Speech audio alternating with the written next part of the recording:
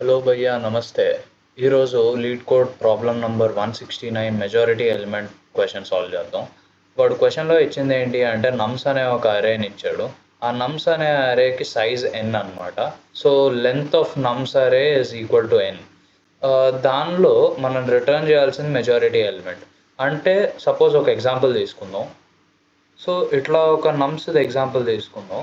ఇక్కడ majority element అంటే అన్నిటికంటే ఏ నంబర్ అయితే ఎక్కువసార్లు రిపీట్ అవుతుందో అది మెజారిటీ ఎలిమెంట్ అనమాట. ఈ ఎగ్జాంపుల్‌లో మనకి 1 మెజారిటీ ఎలిమెంట్. సో ఈ మెజారిటీ ఎలిమెంట్‌కి ఒక కండిషన్ ఇచ్చారు.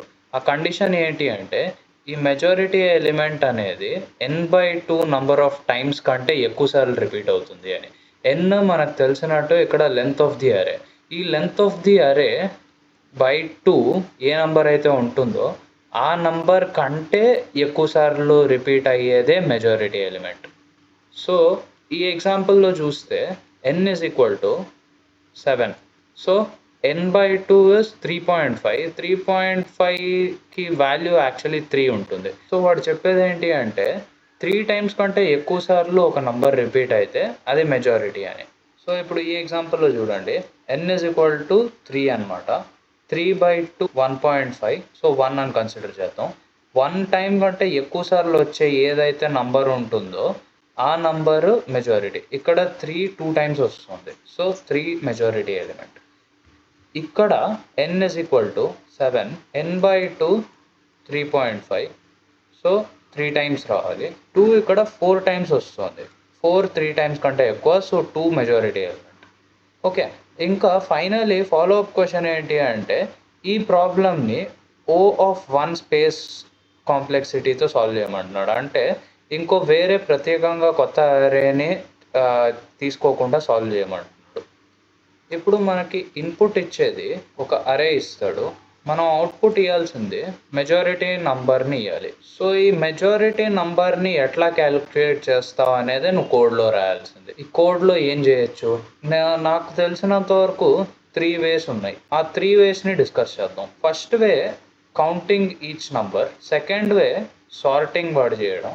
థర్డ్ వే స్పెషల్ అల్గోరిథమ్స్ వాడడం. ఇక్కడ నేను స్పెషల్ అల్గోరిథమ్స్ అంటున్నా కానీ ఇది చాలా లాజికే. జస్ట్ వెరీ లాజికల్ అప్రోచ్ అనమాట. సరే ఇప్పుడు ఈచ్ ఆఫ్ ది అప్రోచెస్ని చూద్దాం. First count. సో ఈ కౌంటింగ్ అప్రోచ్లో ఏంటి అంటే నీకు అరేలో ఎలిమెంట్స్ ఉంటాయి. ఈ ఎలిమెంట్స్ ఎన్నిసార్లు రిపీట్ అవుతున్నాయో దాన్ని నువ్వు కౌంట్ చేయాలి. కౌంట్ చేసి ఎక్కడో ఒక్కడ స్టోర్ చేయాలి. అప్పుడు హైయెస్ట్ కౌంట్ ఏది ఉంటుందో ఆ హైయెస్ట్ కౌంట్ ఉన్నదే నీ మెజారిటీ వాల్యూ.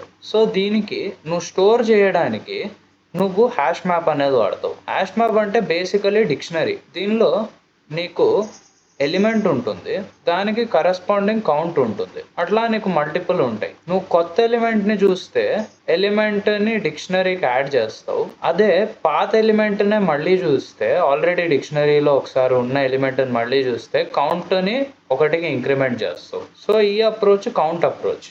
కానీ దీనిలో ఏంటి అంటే నువ్వు ఒక కొత్త డిక్షనరీని ఫామ్ చేస్తున్నావు.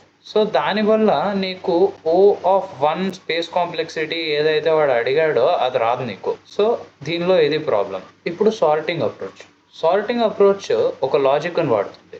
ఏంటి అంటే ఆ క్వశ్చన్లో వాడు చెప్పింది ఏంటి, ఆ మెజారిటీ ఎలిమెంట్ n/2 కంటే ఎక్కువసార్లు రిపీట్ అయ్యింది అని. సో n/2 కంటే ఎక్కువసార్లు రిపీట్ అయ్యింది అంటే ఇప్పుడు ఒక ఎగ్జాంపుల్ ఇచ్చి ఆ లాజిక్ ఏంటో ఎక్స్ప్లెయిన్ చేస్తా. సో ఇట్లాంటి ఒక నమ్స్ అరే ఉంది అనుకుందాం. ఇట్లాంటి ఒక నమ్స్ అరేని నువ్వు సాల్వ్ చేసినప్పుడు నీకు వచ్చే కొత్త నమ్స్ అరే ఇట్లా ఉంటుంది.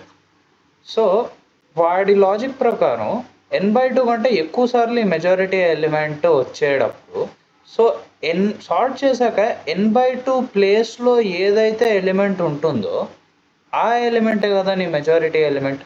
ఎందుకు అంటే ఇప్పుడు n ఎలిమెంట్స్ ఉన్నాయి. n ఎలిమెంట్స్లో ఈ మెజారిటీ ఎలిమెంట్ n/2 టైమ్స్ వస్తుంది అంటే నువ్వు సాల్వ్ చేసినప్పుడు ప్రతిసారి n/2 ఎలిమెంట్ దగ్గర ఆ మెజారిటీ ఎలిమెంటే ఉంటుంది. సో ఈ లాజిక్ని వాడి నువ్వేం చేయొచ్చు అంటే ఫస్ట్ సాల్వ్ చేస్తావు.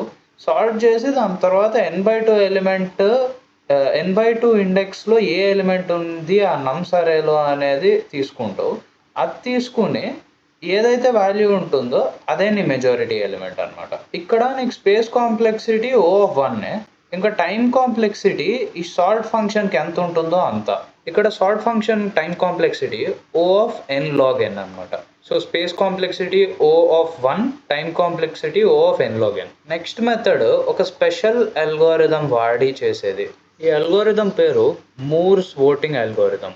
ఏదో పేరు అంటే బాగా కాంప్లికేటెడ్గా ఉంది, కష్టమేమో అనుకోకండి, చాలా ఈజీ.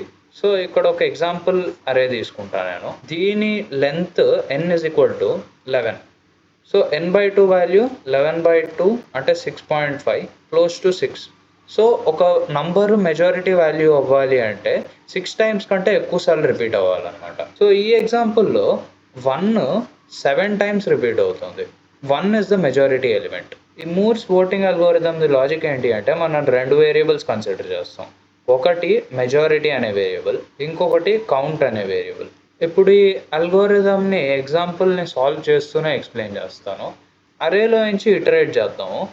ఐ అనే ఒక పాయింటర్ వేసుకుంటా. ఈ పాయింటర్ ఇట్లా ఇటరేట్ అవుతూ ఉంటుంది. సో ఫస్ట్ ప్లేస్లో ఉన్నప్పుడు ఏం చేస్తా అంటే majority equals nums of 0 equals 1. అంటే ఈ మెజారిటీ అనే వేరియబుల్ని 1కి సెట్ చేశాను అనమాట. దాని తర్వాత కౌంట్. ఈ 1 ఎన్నిసార్లు వచ్చింది ఇప్పటి వరకు? ఒకేసారి వచ్చింది. నెక్స్ట్ స్టెప్ ఐ ఇక్కడికి వస్తుంది. ఇప్పుడు మనం చెక్ చేయాల్సింది ఏంటి అంటే ఈ మెజారిటీ అనే వాల్యూ ఏదైతే ఇక్కడ 1 ఉందో ఇంకా నమ్స్ ఆఫ్ ఐ ఈక్వలా కాదా అని. అంటే is నమ్స్ of I equal to majority. ఒకవేళ ఈక్వల్ అయితే కౌంట్ని పెంచుతాం అనమాట ఒక వాల్యూతో. ఒకవేళ ఈక్వల్ కాకపోతే కౌంట్ని వాల్యూ తగ్గిస్తాం. ఇంకా ఒకవేళ ఈ కౌంట్ అనేది 0 వాల్యూకి వచ్చేస్తే అప్పుడు మెజారిటీ వాల్యూని మారుస్తాం మనం. మార్చి ఏదైతే ఈ నమ్స్ ఆఫ్ ఐ ఇప్పుడు ప్రస్తుతం ఐ ఇక్కడ ఉంది, 2 దగ్గర ఉంది. సో నమ్స్ ఆఫ్ ఐ ఎక్కడైతే ఏం వాల్యూ అయితే ఉందో ఆ వాల్యూ మెజారిటీ పెడతాం. Is count 0, else majority equals nums of i. So ఇప్పుడు బ్యాక్ టు సాల్వింగ్ ప్రాబ్లం. ఇప్పుడు ఇందాక మెజారిటీ 1 ఉంది, మెజారిటీ 1 ఉంది, కౌంట్ 1 ఉంది. కానీ ఇప్పుడు ఐ ఇంక్రిమెంట్ అయ్యాక 2 వచ్చింది నమ్స్ ఆఫ్ ఐ. నమ్స్ ఆఫ్ ఐ 2 వస్తే ఈ majority value నమ్స్ of I value equal కాదు. కాబట్టి కౌంట్ని ఒక వాల్యూ డిక్రిమెంట్ చేయాలి. డిక్రిమెంట్ చేసినప్పుడు కొత్త కౌంట్ వాల్యూ 0 వచ్చింది. కొత్త కౌంట్ వాల్యూ 0 వస్తే ఇక్కడ లాజిక్ ప్రకారం మెజారిటీ వాల్యూని మార్చాలి.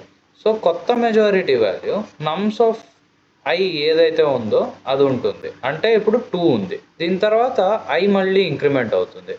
ఐ ఈసారి ఇక్కడికి వస్తుంది. ఇక్కడికి వచ్చి మళ్ళీ మెజారిటీ వాల్యూ ఇంకా nums of I value check చేస్తాం. ఈ రెండు ఈక్వలా? కాదు, మళ్ళీ కాదు. సో కాబట్టి మెజారిటీ వాల్యూ ఈసారి 5 అవుతుంది. మెజారిటీ వాల్యూ 5 అయ్యాక కౌంట్ కూడా మళ్ళీ 0కి వచ్చేసింది. దీని తర్వాత ఐ మళ్ళీ ఇంక్రిమెంట్ అవుతుంది, ఇక్కడికి వచ్చింది. మళ్ళీ సేమ్ కాదు ఈ రెండు. సో ఈసారి 7 అవుతుంది వాల్యూ. తర్వాత ఐ మళ్ళీ ఇంక్రిమెంట్ అవుతుంది, 9కి వస్తుంది. 9కి వచ్చినప్పుడు మళ్ళీ ఈక్వల్ కాదు. సో మెజారిటీ మళ్ళీ 9 అవుతుంది. దీని తర్వాత ఐ మళ్ళీ ఇంక్రిమెంట్ అవుతుంది, ఈసారి 1 ఉంది. మెజారిటీ ఇంకా ఈ నమ్స్ ఆఫ్ ఐ వాల్యూ మళ్ళీ ఈక్వల్ కాదు. కాబట్టి కౌంట్ 0నే ఉంటుంది, మెజారిటీ వాల్యూ 1కి వస్తుంది. దీని తర్వాత ఐ మళ్ళీ 1 అనే పొజిషన్కి వచ్చింది. 1కి వచ్చినప్పుడు ఏమవుతుంది? ఈ రెండు equal, majority value నమ్స్ of I value equal. అంటే ఈ కండిషన్కి వచ్చినప్పుడు కౌంట్ ఎంత ఉంది? కౌంట్ రెండు ఈక్వల్ అయినప్పుడు కౌంట్ని ఒక వాల్యూ పెంచాలి. ఒక వాల్యూ పెరిగింది అంటే ఈసారి ఇందాక ఇది ఫస్ట్ టైం కౌంట్ చేసింది కదా, ఇది సెకండ్ టైం కౌంట్ చేయడం 1 వాల్యూని. సో 2 వచ్చింది. దీని తర్వాత మళ్ళీ ఐ వాల్యూ ఇక్కడికి వస్తుంది. సో మళ్ళీ కౌంట్ పెరుగుతుంది, 3 అవుతుంది. దాని తర్వాత మళ్ళీ ఇంకోసారి ఇక్కడికి వచ్చినప్పుడు కౌంట్ పెరుగుతుంది, ఇక్కడికి వచ్చినప్పుడు కౌంట్ పెరుగుతుంది, ఇక్కడికి వచ్చినప్పుడు కౌంట్ పెరుగుతుంది. సో కౌంట్ వాల్యూ 6 వస్తుంది. ఇప్పుడు ఎండ్ ఆఫ్ అరేకి వచ్చేసాం అనమాట. దీని తర్వాత ఇంకేం లేదు. సో ఈ అల్గోరిథం ప్రకారం ఎండ్ ఆఫ్ అరే దగ్గర మెజారిటీ నంబర్ ఏదైతే ఉంటుందో అదే నీ యాక్చువల్ మెజారిటీ నంబర్ అని. ఈ కేసులో 1 వచ్చింది. సో ఈ అల్గోరిథంకి space complexity O of 1, time complexity O of n. ఇప్పుడు లీడ్ కోడ్లో కోడ్ చేయడానికి వచ్చేసాం. సో ఫస్ట్ ఇందాక అనుకున్నట్టు 2 వేరియబుల్స్, ఒకటి మెజారిటీ అనే వేరియబుల్, ఇంకొక కౌంట్ అనే వేరియబుల్ని ఇనిషియలైజ్ చేసుకుందాం. ఈ మెజారిటీ అనే వేరియబుల్ని నేను ఫస్ట్ ఎలిమెంట్ ఆఫ్ నమ్స్కి ఇనిషియలైజ్ చేశాను, ఇంకా కౌంట్ని 0కి చేశాను. ఇప్పుడు ఇటరేషన్ కోసం ఒక ఫర్ లూప్ని వేసుకుని ఆ మొత్తం అరే మీద ఇటరేట్ చేసేట్టు రాద్దాం. సో ఈ కోడ్ ఏదైతే ఉందో అది ఆ మొత్తం అరే మీద ఇటరేట్ చేస్తుంది అనమాట. ఇప్పుడు మనం చూడాల్సింది ఏంటంటే, ఒకవేళ nums of I value majority వాల్యూతో ఈక్వల్ అయితే ఆ కండిషన్ రాయాలి. అయితే ఒకవేళ అది కరెక్ట్ అయితే కండిషన్ ఏంటి, కౌంట్ని ఒక వాల్యూ ఇంక్రీజ్ చేయాలన్నమాట. ఒకవేళ అది ఫాల్స్ అయితే కౌంట్ని ఒక వాల్యూ డిక్రీజ్ చేయాలి. ఇప్పుడు ఒకవేళ కౌంట్ వాల్యూ 0 అయితే అప్పుడు మెజారిటీ వాల్యూని ఆ కొత్త నమ్స్ ఐ వాల్యూకి చేంజ్ చేసి ఒకసారి ఆ నమ్స్ ఆఫ్ ఐ వాల్యూని చూసాం కాబట్టి కౌంట్ వాల్యూ ఒకటి ఇంక్రీజ్ చేసుకుంటాం, అంతే కోడ్. దీని తర్వాత మెజారిటీ వాల్యూని రిటర్న్ చేస్తే మన ఆన్సర్ వచ్చేస్తుంది. రన్ చేద్దాం, సబ్మిట్ చేద్దాం, యాక్సెప్ట్ అయింది, అంతే. బాయ్.